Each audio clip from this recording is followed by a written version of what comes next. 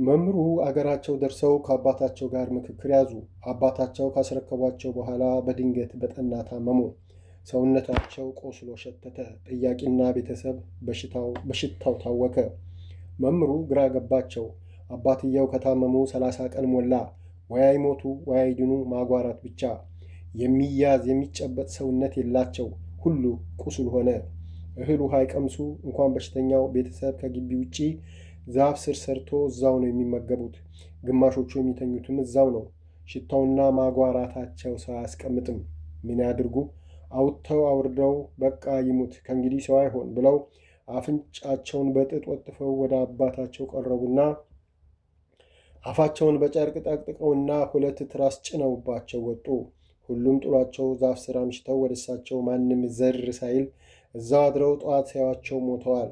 ግልግል አሉና ትራሱንና የወተፉትን ጨርቅ አንስተው ወጣ ብለው ለቤተሰብ ሞታቸውን አረዱ። ይህን ስራቸውን ከሳቸው በቀር የሚያውቅ የለም። እድርተኛው ዘመድ ወዳጅ ተሰበሰበ። ግን ማን ደፋር ገብቶ ሬሳውን ያብጅ? መቼም ልጅ ግዴታው ነውና ላስቲክ ተገዝቶ ሬሳውን ለማጠብ ስላልተቻለ በለበሱት አንሶላ ተጠቅልለው ደምና መግሉ ለመያዝ ስላስቸገረ በላስቲኪቱ ተጠቅልሎ ጠብ እንዳይል በጥንቃቄ ከታሰረ በኋላ በአዲስ አቡጀዲ ከላይ ተጠቀለለ። ያም ሆኖ ሽታው አፈቶ እየወጣ ሰውን አወከ። እድርተኛና ጎረቤቱ ሸሸ።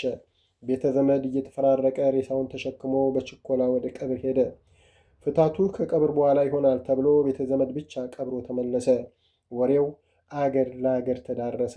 የተጠቁ የጥቃቱ ሰለባ የሆኑ ሰዎች ቤተሰቦች ጌታ ብድራቸውን ስለከፈለላቸው ፈጣሪያቸውን አመሰገኑ። ምን ነው የሞቱት ቀና ብለው የዛሬን ቀን ባዩ ብለው ተሞኙ። ቤተሰብ አቀረቀረ። ግዴታው ከሆነ ከቤተሰብ በቀር ወደ ለቅሶ ቤት ዝር የሚል ጠፋ። መምህሩ በሦስተኛው ቀን ወደ ገዳማቸው ለመሄድ ተነሱ። ጤና አዳም ሲደርሱ እንደፈሩት የአባታቸው ማረፍ ተሰምቶ ነገ ወደ እሳቸው ለመሳፈር መጋቢው፣ ጸሐፊው አባ አካለወልድና እሞሃ ያጸደ ሌሎች በርከት ያሉትን አገኟቸው። መጋቢው ልንመጣ ስንል ቀደሙን አሉ። ሁሉንም ሰላም ብለውና መስቀል አሳልመው ቁጭ ቁጭ እንዳሉ እኔም ይህን ጠርጥሬ ስገሰግስ መጣሁ። ምን በወጣችሁ ትንገላታላችሁ? እሱ አርጅቶ ንስሐ ገብቶ ቆርቦ ሁሉን አስተካክሎ ተንቀባሮ በክብር ነው ያረፈው። መቼም ሰርግ እንጂ ሞት አይመስልም ነበር። ልጁ የልጁ ዘመድ ባዳው በጠቅላላ አገሬው ሬሳውን እንደ ንብ ከቦ አላስቀብር ብሎ በስንት ገላጋይ ነው አፈር የቀመሰው። ኧረ እሱ ሞት አይባልም። ዳግም ተዳረ ተሞሸረ ቢባል ይሻላል አሉ። ታማው ነበር እንዴ? አለች እሟይ ምህረተ ሚካኤል። ይገርማችኋል፣ እንኳን የጠና በሽታ ራስ ምታት አላገኘውም። ሰሞኑን ይሄ ገሌ ብድር ያስቀመጠው ነው ልኬበታለሁ፣ ቶሎ ካልመጣ ስጡት፣ ይሄ ገሊት ነው ብሎ ሰው እሱ ጋር ያስቀመጠውን ሲያሳይ ሰንብቶ ሊሞት 2 ቀን ሲቀረው ለሁላችንም መሬቱንና ያለውን ንብረት ሁሉ የንስሐ አባቱን የአገር ሽማግሌዎችን ጠርቶ አከፋፈለ። ምን ነው ሲባል ሞት ድንገተኛ ነው፣ በራሳችን ተሸክመነው ነው የምንጓዘው። ድንገት መጥቶ ቢወስደኝ ልጆቼ በንብረት ተጣልተው አጽሜ እንዳይወቀስ ነው፣ መዘጋጀት አይከፋም ብዬ ነው ብሎ ሁሉን አደራጅቶ ማታ በሉ 1 በግ ይታረድ ብሎ ታርዶ ጎረቤት በቅርብ ያሉ ዘመዶች ተጠርተው ቆሞ ሲጋብዝ አመሸ። ምንድን ነው ግብዣው ስንለው ምንስ ባይሆን አርደን ብንበላ ምን ይከለክለናል? ሁሉ የኛ አልሰረቅን እያለ ሲያጫውተን ባፋችን ሲያጎርሰን አምሽቶ ተኛን። ጠዋት ስንነሳ በቃ ሞቷል አሉ። ስደት ለወሬ ያመቻልና ያልሆነ ወሬያቸውን እያወሩና ያልወረደ እንባቸውን በመሐረባቸው እየጠራረጉ ጉድ! እንዴት ያሉ ጻድቅ ናቸው አሉ መጋቤ ከልባቸው። ይገርማችኋል፣ የ10 ደብር ካህን ነው የፈታው። ሌሊት ሰዓታት ተቁሞ አደረ። ቀን ጉዞ ፍታት፣ በየቦታው አስከሬኑ እያረፈ እየተለቀሰ፣ ጠዋት ከቤት እየወጣ አስከሬኑ ማታ 12 ሰዓት ነው ግባ መሬት የተባለው። ያውም ኧረ በቃ መሸ ተብሎ አሉ እየተኩራሩ። አይ እንደው ምን ነው እንዳረፉ ብትልኩብንና ይህን ታሪክ ባየን አሉ አባ ገብረ እግዚአብሔር እውነት መስሏቸው። መች አስቤው፣ አሁን በዛ ሐዘን ይሄ ይታሰባል ብላችሁ ነው? እንደው ሆኖ ባያችሁ እንዴት ትደነቁ ነበር። እኔ እኮ የነገርኳችሁ ላዩን ነው። አይ እንኳን ያላያችሁ፣ ያንንማ ብታዩ እኔም ሰው ብላችሁ አታናግሩኝም ነበር። እኔም ዘይጃለሁ አሉ በሆዳቸው። የአባታቸውን አርባውን ካወጡ በኋላ የማሆኝ ነገር ማውጠንጠን ጀመሩ። የአባታቸውን አሟሟት ካዩ በኋላ እንደ ድሮ ገፍተው በጥበቡ መጠቀም ፈሩ። የእሷ ነገር ግን እንደ ነቀርሳ እየጠዘጠዘ ሰላም አሳጣቸው። አውጥተው አውርደው አንድ ነገር ላይ ደረሱ። እስጢፋኖስን ጠሩና ያሰቡትን ነገሩት። ደነገጠ። ይህ እንዴት ይደረጋል? እንዴት ደፍሮ እንዲህ ማድረግ ይቻላል? አለ። አብደው ነው በጤና እያለ። ለምን አይቻልም? እሷ ማናት? እሷን ከዚህ በቀር አዋርዶ ከገዳም የሚያበራት ስለሌለ አንተ ኃይለ ገብርኤል ወልደሃና ሳህለ ጊዮርጊስ ሆናችሁ ቀን በቀን ሂዱና እንኳኩ። ካልከፈተች አንዳችሁ ባጥር ዘላችሁ ግቡና በሩን ገፍታችሁ ገብታችሁ ድፈሯትና ከዛ በኋላ ያንን የልብስ መኪና ድቅቅ አድርጋችሁ ስበሩና ውጡ። ለሚመጣው ነገር እኔ ኃላፊ ነኝ። ደሞስ ምን ይመጣል? ተደፍራ እዛችሁ ላታድር ብን ብላ አንዱ ገደል ገብታ ታበቃለች። በቃ ጨረሱ አሉ። አባታችን ያውን በቀን ድንገት ሰው ቢያይስ? ደሞስ ሰውስ ባያይ ማን ደፍሮ ይህን አጸያፊ ነገር ያደርጋል? የመኪናው እንኳ አይቸግርም አለ። እንዲያደፋፍራችሁ አረቄ ጠጡና ግቡ፣ ከዛ አረቄው ራሱ ይገፋፋችኋል አሉ በጭካኔ። እነ እስጢፋኖስ እንደተመረከሩት አረቄ ጠጥተው ሰክረው መስከረም 16 ቀን የደመራ ዕለት ወደ 9 ሰዓት ተኩል ገደማ በር መቱ። አበበች ወደ ቤተ ክርስቲያን ለደመራ ለመውጣት ተጣጥባ ልብሷን ቃይራ ሰዓት እስኪደርስ ቤቱ በር ላይ ቁጭ ብላለች። እሞሃ የአበበችን ፀጉር ሰርታ እጇን ታጥባ አበበች ስትሄድ በር ዘግታ ጸሎቷን ለመጀመር እንዲሁ ቁጭ ብላለች። በር ተመታ። አበበች ለዳመራው እንውጣ የሚሉ ሰዎች የመጡ መስሏት ሮጣ በር ስትከፍት በአረቄ መንፈስ እየተገፋፉና እየተንጎራደዱ አራቱም ገቡ። ልጅቷ ውይ ስትል ገፍትረው ጣሏትና ወደ ቤት ሲያመሩ እማሆይ ምን ሆንሽ ብላ ሮጣ ስትወጣ ሲያዩት ሁሉም ቆሙ። ኃይለ ገብርኤል የያዘውን መሳሪያ እንደተሸከመ የእማሆይን ዓይን ማየት አስፈርቶት ወደ በሩ ሮጦ ወጣ። ሳህለ ጊዮርጊስም እህል ውሃ የማያሰኝ የተሸከመውን ወፍራም ዱላ ጥሎ ወልደ ገብርኤልን ተከትሎ ሮጠ። እስጢፋኖስና ወልደ ሐና ደፈር ብለው ምን ቆመች ታይናለሽ? ወደ ውስጥ ግቢ ብሎ እስጢፋኖስ ገፈተራት። እማሆይ ላለመውደቅ እየተተረተረች ወደ ውስጥ ተንገዳገደች። እስጢፋኖስና ወልደ ሐና ተከትለዋት ገቡና እስጢፋኖስ ለመሆኑ ያንቺ ጥጋብ እስከ መቼ ነው የሚዘልቀው? ማን ነው አይዞሽ አለሽ? ብሎ በያዘው መጥረቢያ እንጨት ወገቧን መታት። ወልደ ሐና ለምን በእንጨቱ በስለቱ ነው እንጂ አንገቷን ማሽከርከር ብሎ መጥረቢያዋን አንገቷ ላይ አደረገ። እማሆይ ግደለኝ፣ ሞት ማን ይፈራል? ይኸው በል ቁረጠኝ ብላ አንገቷን አመቻቸችላቸው። እስጢፋኖስ የወልደ ሐናን መጥረቢያ ከአንገቷ ዞር አድርጎ ንገሪኝ እንጂ ማን ነው አይዞሽ ያለሽ? እኚህን ቅዱስ መምህር ሽረሽ ያንን ባልሽን ልትሾሚ ነው አለ ወደ እሷ በጣም እየተጠጋ። እማሆይ የሸሸችው ሿሚ ሸላሚ እኔ አይደለሁም፣ እሱን ሄደ ሿሚ ሸላሚዎቹን ጠይቅ አለችው በድፍረት። በዚህ ጊዜ እስጢፋኖስ አንድ ነገር አየና መጥረቢያውን እንደያዘ ወደዛ ሄደና በመጥረቢያው አንዴ ቋ አደረገው። እማሆይ ይሄኔ የወንድሞቿን አንገት የቆረጠ መስሏት ወንድሞቼን አለች ራሷን ይዛ። በዚህ ጊዜ ዳመራውን ገዳም ለመዋል ከጉድጓዴ የመጣ እንግዳ በዛ ያልፍ ስለነበር ኡኡታውን ሰምቶ ምንድን ነው ማን ነው አለ ወደ ግቢ ለመግባት እየተራመደ። ከውጭ እንግዳ ድምፅ የሰሙት እስጢፋኖስና ወልደ ሐና ተደናግጠው ሮጠው ወደ ውጭ ወጡና ማነህ አንተ? ምን አገባህ? አሉ። ወደ በሩ ሲያመሩ እማሆይ በዚያ አጋጣሚ በሯን ከውስጥ አጥብቃ ዘጋች። እንግዳው በስካር መንፈስ እየተወላገዱ ወደ እሱ የመጡትን ሲያይ ነገሩን አቅሎ ዝም ብሎ ወደ ቤተ ክርስቲያን ፈጠን ብሎ ሄደ። እነ እስጢፋኖስ ሰውየው ፈርቷቸው መሸሹን ሲያዩ ሽንታም ታዲያ ቆመህ አትጠብቀንም ነበር ብለው ሲመለሱ በሩ ተዘግቷል። ወደ መስኮቱ ቢሄዱ መስኮቱም ዝግ ነው። ተናደዱ። ወይኔ ይቺ መተተኛ ሰራችልን አሉ። ክፈቺ፣ ዛሬ ሳትዋረጂ ክፈቺ ቢሉ መልስ አጡ። በሩን አንዴ ሁለቴ በያዙት መጥረቢያ ደበደቡና ወይኔ አመለጠችን ብለው እየተንገዳገዱ የውጭውን በር በኃይል ከፍተው ወጡና እየተለፋደዱ ሲሄዱ ድምፃቸውን ከሩቅ ሰማች።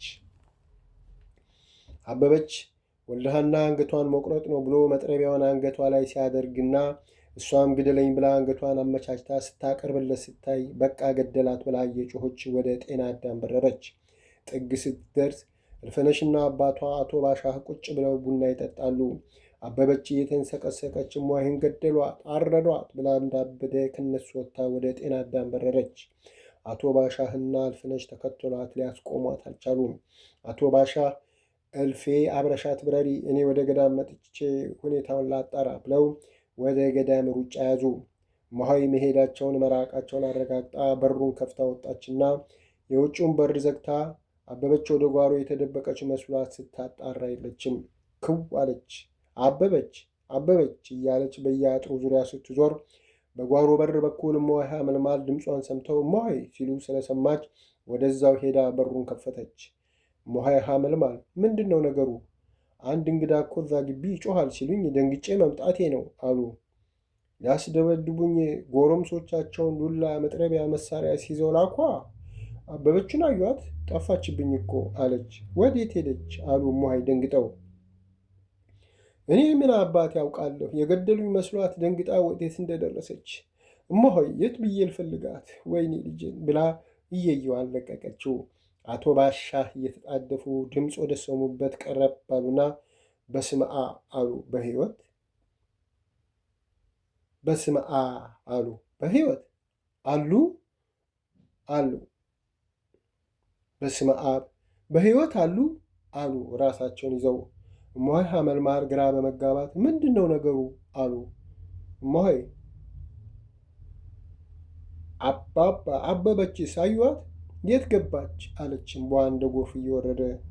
እንኳን እርስዎ በሕይወት ኖሩ፣ እሷማ ገደሏት፣ አረዷት እያለች እንደ እብድ እያደረጋት እየበረረች ወደ ጤና አዳም ስትሄድ እልፌን ተከታያት ብዬ እኔ ሁኔታውን ላይ መጣሁ አሉ ሰውነታቸው ዝሎ መቆም ቢያቅታቸው እዛው በቆሙበት ቦታ ቁጭ ብለው። ወይኔ እኔ ልደንግጥ ታዲያ ምን ይሻላል? እንዴት ሆና ትደርስ ሲሆን ልሂድ ልከተላት እንጂ አለች ለመብረር እያኮበኮበች። እስቲ ረጋ በይ እማሆይ እንዲህ አትሁኚ ብለው እማሆይ ሐመልማል ይዘዋት እስቲ ሁኔታዋን ንገሪኝ፣ እሷ ምንም አትሆን አይዞሽ ብለው በግድ አባብለው ቁጭ አደረጓትና ሁኔታውን እያለቀሰች ነገረቻቸውና የገደሉኝ መስሏት ነው የበረረችው። በድንጋጤ አትሞትም ብላችሁ ነው አለች እየተንሰቀሰቀች። እማሆይ ሐመልማል አሁንስ በዛ ከልክ አለፈ። ይህን ያህል በቃ አንድ ገደብ መደረግ አለበት። አሁን ወደ ቤት እንግባና አንቺ ቁጭ በይ፣ እኔ አንድ ሰው ፈልጌ ወደ ጤና አዳም ሄጄ እነሱንም አረጋግቼ ለቤተ ክህነቱና ለፖሊስ አሳውቃለሁ እና አባላክም መጥተው አንድ ነገር ያድርጉ። እንግዲህ ዘልዝለው እስኪበሉሽ አይጠበቅም አሉ። አረ እንኳን ነፍሳቸው ተረፈ እንጂ እኔ ሄጄ ነግራቸዋለሁ አሉ አቶ ባሻህ ከተቀመጡበት እየተነሱ።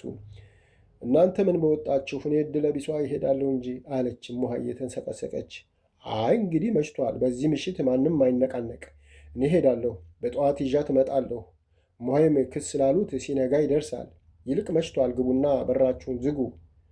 እመቤቴ አትለመነኝ፣ አንድ ሰው ቢከተለኝ ከኔ እንዳይጣላ ብለው በመጡበት አኳኋን ወደ ጤና አዳም በረሩ። እማሆይ ሐመልማል እማሆይ ማየገነትን አባብለው ወደ ቤት አስገብተዋት አብረዋት ቁጭ ብለው ማልቀስ ጀመሩ። እማሆይ ሐመልማል ለእነ እማሆይ ፍቅርተና እማሆይ ይመኙሻል ነግረው ሁሉም እሷ ጋር ተሰብስበው ስለ ሁኔታው እያለቀሱ ሲወያዩ በር ተመታ። እማሆይ ፍቅርተ ባትሪ ይዘው ወጥተው ከፈቱ። አበበች እየጮች ገብታ እማሆይ ላይ ተጠምጥማ እሪታዋን ለቀቀችው። የእማሆይንና የአበበችን ሁኔታ ያዩ ሁሉ እየያቸውን ለቀቁ። አበበች አንገቷን ሰውነቷን እየደባበሰች እናቴ አለሽ እያለ ታነባለች። እማሆይ ምንም ለመናገር አቅማታ ዝም ብላ ታነበዋለች። አቶ ባሻ በቃ እየሻት አይደል? በቃ ቁጭ ላይ አንቺው ገደልሻት እኮ ብለው በግድ አላቀቋትና አጠገቧ ልብሷን ጨምድዳ እንደያዘች ቁጭ አለች። ከዛ ሁሉንም አረጋግተው ካስቀመጡ በኋላ በሉ ከአሁን በኋላ ቀልድ የለም፣ ይሄ ነገር ገደብ ማግኘት አለበት። ከአሁን በኋላ እኔም አለሁበት። እንዲህ አይነት ነገር ይብቃ። መንግስትና ሕግ ባለበት ሀገር ሰላማዊ ሰው እንደ በግ ታርዶ አይሞትም። እማሆይም ባይገሉ ገለዋታል፣ ባያርዱ ያርደዋታል። በቃ እዚህ ላይ ነገር መቆም አለበት። እነዚህ ሰዎች ተይዘው ለፍርድ መቅረብ አለባቸው። ያለበለዛ ዘለቀ ይሙት እኔ ነኝ የመፋረዳቸው። አሁን በቃ እኔም ሁላችንም ደክሞናል። የሚቀማመስ ካለ ስጡንና ቀማምሰን እንረፍ አሉ። ከገዳሙ ግርጌ ያሉትን ምዕመን ደግሞ የዛን ዕለት አቡጀዲ ተሰጥቷቸው የገዳሙ አባል መስለው እንዲገኙና እነሱም በየሰው መሃል ተቀላቅለው ቁጭ ብለው አንፈልጋትም ብለው እንዲያምፁ የሚሉትን ጽፈው ሰጧቸው። ከዚህ በተረፈ በዕለቱ ስብሰባ ላይ እሷን ይደግፋሉ የሚባሉትን እና አባ ጸጋ ሥላሴና ሌሎችም እንዳይገኙ ስብሰባ መኖሩንም እንዳይሰሙ አደረጉ። አንድ ወይፈን እንዲታረድና እንዲዘጋጅ፣ የጤፍ እንጀራ ሴቶቹ እንዲጋግሩ ተደረገ። ለጳጳሱና አብረው ለሚመጡት ቢራና የፈረንጅ አርቄ እንዲገዛ ተደረገ። ብቻ ላይ ታች ሮጠው ያዋጣናል ያሉትን ሁሉ አድርገው መምጣታቸውን ይጠብቃሉ። እመሆይ ፍቅርተ በበኩላቸው እመሆይ ምን ማድረግ እንዳለባት እና አባ ለአከ የላኳቸውንና የራሳቸውንም አስተያየት ጨምረው ነገሯት። እመሆይ ማየገነት እርቅ በመባሉ ደስ አላት። ግን ከእነሱ ጋር ተሰብስባ ያ ሁሉ አፏን በሐሰት ሲያላቀቅ መስማትን ሰውነችና እገሌ እገሌት እንዲህ አሉኝ እኮ ብላ ቂም መያዙን አልፈለገችውምና እንደውም እመሆይዬ እኔስ ደስ የሚለኝ ንግግሩን ንትርኩን እነሱ ጨርሰው ለእርቁ ብቻ በጠሩኝ። እኔ በበኩሌ እገሌ እገሊት ይህን አለችኝ ብዬ በአደባባይ ልናገር አልፈልግም። ሁሉን ነገር ለእሱ ለባለቤቱ ሰጥቼዋለሁ። እሱ ሁሉ ጋር ገብቶ ይበቀልልኝ አለች። ልክ ነሽ፣ ቢሆን ጥሩ ነበር። ግን እርቅ ከተባለ በዳይና ተበዳይ ቀርቦ ነውና ግድ ነው አሉ። እኔስ ይህን እንድታደርግልኝ ካሁን ጀምሮ እመቤቴን እማጸናታለሁ። መቼም ሞት አልተገኘ ዘላለሜን ያሉኝን እያሰላሰልኩ እስል ከምኖርና እሷንም ሳማርራት ከምኖር አምናት አለሁ ታረግልኛለች አለች በእምነት። ይሁን ታርገው፣ እኛም በጸሎት እንረዳሻለን። አሁን ወደ ወንዶች ገዳም ልውጣና ለእነ አባ ጸጋና የአንቺ ወዳጆች ተብለው በክፉ ለሚታዩት ሁሉ ልንገር። እነሱን መቼም የሚጠሯቸው አይመስለኝም። ስመለስ በዚሁ እመጣለሁ ብላ ወደ ወንዶች ገዳም ሄዱ። እመሆይ ማየገነት ከዛች ሰዓት ጀምሮ ስዕለ ማርያም ስር እየወደቀች እየተነሳች መማጸኗን ያዘች። እመቤቴ አቅሜን አውቀዋለሁና ያ እንዲህ ይህ እንዲህ ሲል ከሰማሁ አንቺንና ልጅሽን በአግባቡ ማምለክ ማመስገን አልችልም። ሰው ነኝና ያለ አግባብ ሲከሱኝ ሲወቅሱኝ አይቼ መተው መርሳት አልችልምና አደራ ስብሰባውን ያለኔ አድርጊና ለውሳኔው ብቻ አስጠድኝ። እመቤቴ ውሳኔው ምንም ይሁን ምን የሰው ሳይሆን ያንቺ ውሳኔ ነው ብዬ በጸጋ እቀበለዋለሁ። ወይ ፍረጅልኝ ወይ ፍረጅብኝ፣ ግን ከዚህ ቀን አታሳልፊው። እኔንም ያን ቃላቸውን አታሰሚኝ አደራ። በልጅሽና በቅዱሳን ወዳጆችሽ ሁሉ ተማጽኜሻለሁ አለች በእንባ ጸለየች። 3 ቀን ሙሉ ከአንድ ብርጭቆ ውሃ በቀር እህል አፏ ሳይገባ ሳትቀመጥ ሳትተኛ ስትማጸን ቆየች። መድረስ አይቀርምና ጳጳሱና ሌሎች 6 ልዑካንም ቤተ ክህነቱ በመደበላቸው መኪና ተጭነው መጡ። መኪናው አቡነ ናትናኤል ቤተ ክርስቲያን ሲቆም መምህሩና የተመረጡ ካህናት አቀባበል አደረጉላቸውና ወደ ወንዶች ገዳም ለመውጣት ይህን ዕቃ የሚይዙ ሰው ይስጡን አሉ መምህሩን። ጳጳሱና አብረዋቸው የመጡት እንግዶች ለ2 ቀን የሚያበቃቸው ምግብ መጠጥ ይዘው መጥተው ነበር። መምህሩ እንዲህ አባታችን ይህ ሁሉ ምን አስፈለገ? እዚህ ሁሉ ነገር አለ አሉ በተለመደ የውሸት ትሕትናና መቅለስለስ። መጽሐፉ ያለፋህበትን አትብላ ይላል እኮ። ስለዚህ እኛ ሁላችን በቂ ደመወዝ ያለንና አሁንም ወደዚህ ስንመጣ ውሎ አበል ስላለን የራሳችንን ቁጭ አድርገን የደካማን ምግብ መካፈል ያስቀጣል። ስለዚህ ሁሉን ነገር ይዘን ስለመጣን ምንም አያስፈልገንም ብለው ዕቃውን የሚያግዙ ልጆች መጥተው እላይ ገዳም ወጡ። ማረፊያቸው ጋር ሲደርሱ ጳጳሱ ማንም ወደ እኛ እንዲመጣም አልፈልግም፣ ይሄ ፍራሻችሁንም አንሱ፣ እኛ ስለያዝን የራሳችንን አንጥፈን እንተኛለን አሉና ዕቃ የያዙት ልጆች ዕቃውን ቁጭ አድርጉና ፍራሾቹን አውጡ አሉ ኮስተር ብለው። መምህሩ ግራ በመጋባት ምን አለ ይሁንና የእናንተ በላዩ ይደረግ አሉ እየፈሩ። አያስፈልግም አውጡ ብለው ካስወጡና የራሳቸውን ካነጠፉና ዕቃቸውን ቦታ ቦታ ካደረጉ በኋላ ቆመው የሚያዩዋቸውን መምህሩንና ሁሉንም በሉ በየተራችሁ ሂዱ፣ ነገ ሰንበት ስለሆነ ቀደም ብላችሁ ቅዳሴ ግቡና ከቁርሱ በኋላ ወደ ሴቶች ገዳም ከደቂቅ ሳይቀር ወርደን ስብሰባውን ጨርሰን እኛም በጊዜው እንሄዳለን። ማኅበሩ ቀደም ብሎ እንዲወርድ ይነገረው፣ አደራ ስብሰባው እንዳይጓተት ደህና አደሩ ብለው አሰናበቷቸው። ነገሩ እንዲህ ነው። እማሆይ ፍቅርተ አዲስ አበባ ደርሰው ለእነ አባ ለአክና ለአባ ጽጌ ጉዳዩን አስረድተው ከተነጋገሩበት በኋላ ጳጳሱ ከውጭ መጥተው ስለነበር ሄደው ጉዳዩን አሳወቁ። ጳጳሱ በጣም ተደነቁ።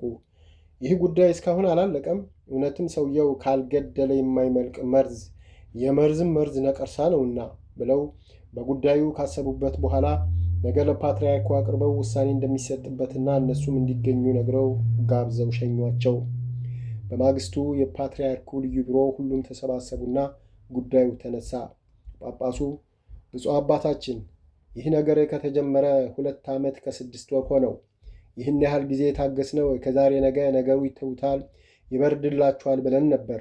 ዝም ብለው ዝባዝንኬ ጽፈው ክስ ብለው ሲያቀርቡ ተቆጥተን መክረን ክሱን ውድቅ አድርገን እንልካቸዋለን። ይህን ማድረጋችን እውነትም ነገሩ ፍሬ የለውም እንተው ብለው ወደ ልቦናቸው ተመልሰው ንስሐ ገብተው ይተውታል በማለት ነበር። ግን አልሆነም። ብፁዕ አባታችን እንደሚያውቁት እኔ ውጭ ቆይቼ የመጣሁት 1 ዓመት ነው። በዚህ ጊዜ ውስጥ ነገሩ አልቋል ብዬ ተስፋ አድርጌ ነበር። ግን ጭራሽ ወደ ጦርነት ተቀይሮ ቦምብ መጣልና ቀን በቀን በር ሰብሮ እስከ ድብደባ ተደረሰ። ስለዚህ ብፁዕ አባታችን ለዚህ ገዳም እልባት ካልሰጡ ገዳሙ ገዳምነቱ ቀርቶ የጦር ሜዳ መሆኑ ነው። መቼም የተበዳይም ወገን ዝም ብሎ አሉ። ቦምብ መጣልና ድብደባ ዝርፊያው እዛው ገዳም ቅጥር ውስጥ ነው አሉ ፓትርያርኩ በመገረም። አዎን አባታችን፣ ይኸው ሁሉንም እኚህ እናት ያስረዳሉ አሉ ወደ እማሆይ ፍቅርተ እያሳዩ። ልጄ ሐሰት ሳትቀላቂ ንገሪን አሉ። እማሆይ ፍቅርተ ከመጀመሪያ ጀምሮ የሆነውን ሁሉ ተናገሩ። ከዛ ሁሉም ከተወያየ በኋላ ወደ ገዳም ለመሄድ ተወሰነ።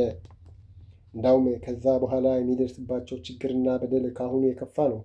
ስለዚህ አሁን ያለን አማራጭ 2 ነው። አንደኛ እማሆይ ማያገነት ፈቃዳቸው ቢሆን ከገዳሙ ወጥተው ሌላ የሚመቻቸውን ገዳም እናዘጋጅላቸውና እዛ ይኑሩ። ሁለተኛ ይህ ፍጹም አይሆንም ከተባለ ሰውየውን ማውረድ ሳይሆን በመጀመሪያ ጠቅላላ ማህበሩን ሰብስቦ እማሆይንም መሃላቸው አድርጎ ሁሉም በግልጽ አነጋግሮ ነገሩን በእርቅ መፈጸም። እምቢ አልታረቅም ብሎ የሚያፈነግጥ ካለ በራሱ ፈርዶ ያለምንም ቅድመ ሁኔታ ገዳሙን ለቆ መውጣት ነው። ግን ነገሩ በእርቅ ካለቀና እማሆይ ማያገነት ሰላም ካገኙ በኋላ መቼም አመል አይለቅምና እንደ ልማዱ በሌላዋ ላይ ሲነሳ ያኔ ምንም ውጣ ውረድ ሳያስፈልግ ከቦታው ማንሳት ብቻ ነው። አሁን ግን ማሰብ ያለብን ለመነኩሲቷ ድህነት ነው። የተሻለ ሐሳብ ያለው ያቅርብና የሚበጀውን እንወስዳለን አሉ። ሁሉም ሲወያዩ ቆዩና ፓትርያርኩ ሐሳቡ ትክክል በመሆኑ ተስማሙ። ብፁዕ አባታችን፣ ፈጣሪ እንዳስመለከቶት እርስዎ ያሉት ይሁን። ዋናው መቅደም ያለበት የእማሆይ ሰላም ነው። እማሆይ ከዛ ገዳም ይወጣሉ ማለት ዘበት ነው። ስለዚህ እርቁ ይደረግና ከዛ በኋላ ያለውን መድኑ ያውቃል አሉ ጳጳሱ።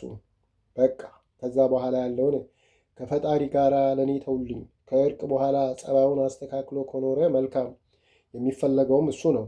ካልሆነ ቀላል ነው። አሁንም እኮ መነኩሲቷን እንዳይጎዱ እንጂ ነገሩ ቀላል ነበር።